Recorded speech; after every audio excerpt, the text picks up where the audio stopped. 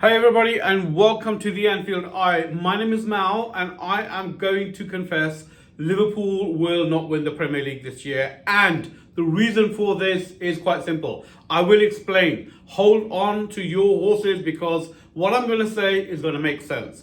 At this moment in time, I just came away from watching Nottingham Forest draw to Liverpool at the Forest ground. Now, that was a pretty abysmal performance. And the reason why I believe Liverpool are going to struggle to win the Premier League is because Arne Slot has favourites in his first 11. And these favourites are the Dutch trio, Virgil van Dijk, Ryan Gravenberch and Cody Gakpo. I'm sorry, if one of those Dutch players is not playing good, Arne Slot is not interested in substituting them off the pitch. He will keep them on the pitch. He just wants the Dutch players to play in the Liverpool first 11, irrespective of form, irrespective of whether they're playing good. Now, I have watched Liverpool play Accrington Stanley, I've seen them play Nottingham Forest, and I've seen all of Liverpool's matches this year. Gravenberch started off really well, absolutely amazing for Liverpool at the start of the season. If you see Gravenberch in the last 5 games for Liverpool, he is not the same player. He's just jogging around the pitch, hiding behind other midfielders, not really interested in pushing Liverpool forward. Transitions were coming through him. He was the man in the midfield. He was getting hold of that ball. They were passing them on to him. He was turning around, looking at the opposition goal and saying, right, who's available? Now he's just not there. He's not there. Gravenberch has kind of like hit a peak. He's tired. He's not doing it anymore for Liverpool. So why do we have him on the pitch? Why is he starting for Liverpool? Against Manchester United, he was absolutely abysmal. I mean, I'm sorry, but Ryan Gravenberch, 2 things. Either something's not quite right with his private life, okay? Or either he's just gassed out and he's burned out and he's too tired. Because he's just not delivering, unfortunately. He's just not doing what he was doing in the Liverpool midfield at the start of the season. It's pretty evident for everybody to see. But no one's talking about it. Nobody wants to say, oh, hang on a minute, let's talk about Ryan Gravenberch. No. Why? Let's talk about Ryan Gravenberch. The performances of recent have not been up to scratch. And he's losing it. He's losing pace. He's losing ambition. He's losing the will to drive Liverpool forward, to score goals. He's doing all the things that you expect from a midfielder. He's picking the ball up. He's passing it sideways. He's picking the ball up, receiving the ball. He's passing it sideways. But when's the last time you saw him collect that ball and run past 2 or 3 players and get... You know what? People are going to say to me, oh, but that's not his role. He's a DM. That's not his role. Look at his performances at the beginning of the season, okay? If you look at his performances, you will know, okay, that Ryan Gravenberch at the beginning of the season was driving this team forward, okay? He was it. He was the engine, okay? All the other managers and all the other opposition fans were like, oh, hang on a minute. What the hell happened to Ryan Gravenberch? You know, what did he have for breakfast? How many Weetabix is Ryan Gravenberch having for breakfast? Unfortunately, this Ryan Gravenberch that we are seeing at the moment, okay, is not having any breakfast, okay? He's turning up to training hungry and he's turning up to play for Liverpool, okay, like he's not eaten for 2 weeks, okay? Ryan Gravenberch, step up, please. I'm sorry, I have to call you out. The performances are just not delivering. Okay, Cody Gakpo. What the hell's going on with Cody Gakpo? Cody Gakpo against Manchester United scores an absolute worldie. Okay, against Manchester United at Anfield during the 2-2 draw. But let me ask you a question. Apart from that worldie he scored, what on earth else did he do? He did nothing. Cody Gakpo did absolutely nothing at Anfield against Manchester United, and he did absolutely nothing playing for Liverpool yesterday against Nottingham Forest. And I've been looking at Cody Gakpo's performances and I've been thinking, what's going on? I'm sorry, but what's going on with Cody Gakpo? Okay, starts off the season really, really well. Okay, now we've passed the middle of the season, and now we need to play a second half of the season. And Cody Gakpo has all of a sudden decided to lose form, check out. Really? I mean, we need the players who delivered for us in the first half of the season to deliver for us in the second half of the season in order for us to secure the title. Okay? Now, Cody Gakpo, he's always on his ass. He's always falling down. Now, I can appreciate, and I will back him on this, okay? Cody Gakpo, his teammates around him have not given him, okay, the right pass and the right, they've not included him in the gameplay. And that's the reason why I agree Cody Gakpo has kind of drifted out of the game, okay? Because the players around him, the Liverpool players on his side of the pitch, okay, I'm not going to name names, but you can pretty much figure out who I'm talking about, haven't really delivered around him, okay? So Cody Gakpo's playing here, they're in that position pretty much all on his own, okay?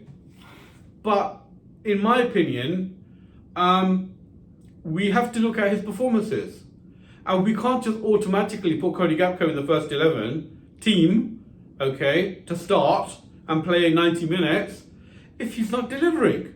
If he's not delivering, put him on the bench, change the formation, change the tactics, give him a rest, bring him on in the second half. Let's see how effective he is playing 45 minutes of football rather than a full 90 minutes, okay? Because what happened yesterday was Robertson wasn't really delivering on the pitch, okay? That's why Cody Gakpo wasn't really on point yesterday. What did Arne Slot do? He hooks off Robertson, puts on Tsimikas, goal, equaliser. Diogo Jota headed the ball, first touch. Thank you very much. But unfortunately, Arne Slot should have identified that way long ago, okay? That Robertson wasn't quite doing it, and therefore Cody Gakpo was struggling, okay? But even then, I expect now, at this stage of Cody Gakpo's career, for him to pick up that ball, beat a couple of players, and to shoot at goal, and to score a goal, okay? He's not just starting his career at Liverpool, okay? He's in full flow, okay? He's the Dutch international, scores goals for his national team, okay? And he scored a number of worldies for Liverpool, okay? So I expect Cody Gakpo at this stage of his career to collect the ball, beat players, and to shoot at goal, and at least make the goalkeeper dive for the ball or make a save. He seldom did that yesterday against Nottingham Forest, okay? The few shots he did have outside the penalty area were kind of like golf shots, okay? Why? What's going on the training pitch? What's going on the training pitch, guys? I'm sorry, but are we training to just tap the balls in all the time? Why not just put the players outside the box and say, here you go, here's 100 balls. Can you all please shoot in the top corners of these goals and see who can score the most? I'm sorry, but the shots that we had outside the Nottingham Forest penalty area, okay, and that was a tactic in the first half. Arne Slot put all his players forward and said, shoot from outside the box, okay? McAllister tried, Salah tried, Gakpo tried. Oh wow, how many other players tried? Trent tried. And these balls were they were going out the stadium. And I'm thinking to myself, hang on a minute, these are professional footballers, okay? They do this for a living. They should be able to hit the target at least. My God, they should be making the goalkeepers dive to his left, dive to his right. What's going on here, It was really bad. It was like a training session, The players just didn't look like they had the ability to score from outside the box. Big problem, big issue. Especially when you play teams low block who put 11 men behind the ball and say, here you go, try to score against us. Okay?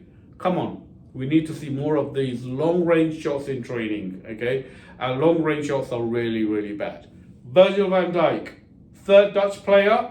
I need to talk about Virgil van Dijk. Okay? I'm sorry, but all of these clean sheets have gone away. They've gone away. Virgil van Dijk always puts in an 8 out of 10 performance, a 9 out of 10 performance for Liverpool.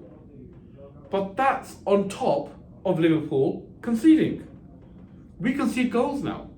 We can't play Accrington Stanley in the FA Cup every week, you know? We're going to have to play other teams, okay, that have better attacks than Accrington Stanley. No disrespect to Accrington Stanley, but Accrington Stanley, okay? Now, why has Virgil van Dijk all of a sudden kind of like gone off a bit, you know? He's gone off a bit and he's lost his pace. We all know that, but he makes that up with you know, a good footballing brain. And everybody knows that. He's in terms of the best defender in the world who can anticipate and who's got a really, really great defending brain and can anticipate moves from the opposition. Virgil van Dijk is number one in the world, okay? He's lost his pace, okay? That's where Ibrahim Konate comes in. And that's where Alisson comes in, okay? I'm going to get onto Alisson in a minute because I've got beef with Alisson as well, okay? Because recently his performances have been a bit, okay, now I can understand why Liverpool bought a goalkeeper for next year, okay? So, Virgil van Dijk, you can't bring him off the pitch.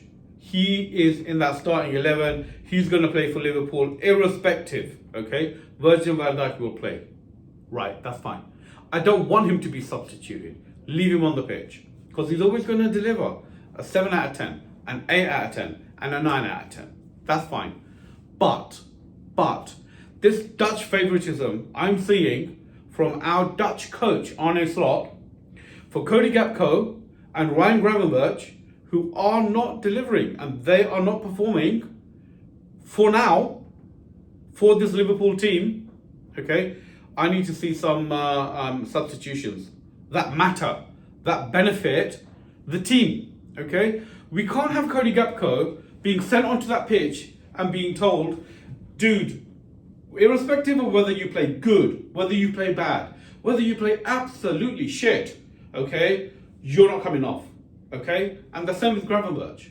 Gravenberch, he needs to know in his brain, he needs to be told, unless you're putting in an 8 out of 10 performance, a 7 out of 10 performance, I'm sorry, but we've got players on the bench. We've got midfielders on the bench who can come on and who can also play, okay, Ryan? So we need to step up our game, okay? Because right now, Gravenberch and Gakpo, they're driving home and they're going for training at Kirby and they're driving into Anfield to play the next match, knowing that irrespective of the level of performance they put on there on the pitch, they're not going to get. They're in the next team. They're in the next fixture. They're going to play for Liverpool's first 11, irrespective. And that's where Dutch favoritism is, in a way, killing Liverpool's season. We need to change that. We need to. Arne Slot needs to change that. I'm sorry, but this Dutch favoritism has to end. Okay. Arne Slot might be doing that because he's more interested in the Dutch national team. What do you think? Yes or no? Let me hear in the comments below. He might be. I don't know. Is he really playing Gravenberch and Gakpo, an out of form Gravenberch and Gakpo, for the benefit of Liverpool to win the Premier League? I don't think so. I don't think so. It doesn't feel like it. So yeah, unfortunately, that is my opinion. Dutch favoritism is happening at Anfield as we speak, and it might cost us the Premier League title. Let me know in the comments below, do you agree? If you don't agree, tell me why. And if you do agree, thumbs up. I think I'm onto something here.